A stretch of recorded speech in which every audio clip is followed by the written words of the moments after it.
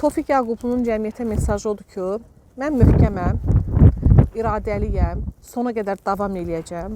Bu fikrimdən bir addım belə olsa geri dönmək fikrim yoxdur.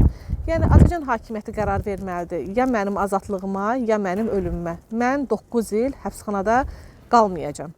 Yəni ölməkdirsə, elə o ölümü bəri başdan özüm öz qərarımla verirəm. Saxlama şəraitinin heç bir şikayəti yoxdur. Hər şey yaxşıdır, ona qarşı münasibət də, şərait də yaxşıdır. Ancaq sözsüz ki, mən düşünürəm ki, bu bir də Tofiq Yaqubluya əlavə təzyiq kimidir ki, acılıq eləyən adamın kamerasına gündə 3 dəfə yeməyin gətirilməsi və o kameraya qoyulması ki, bəlkə Tofiq Yaqublu yeməkdir də, istərsiniz ac insandır və yeməyi də qoyurlar, yeməyin iyi vurar, adam acdır, birdən meyllənər, çəkir, meyli istəyər və yemək yer.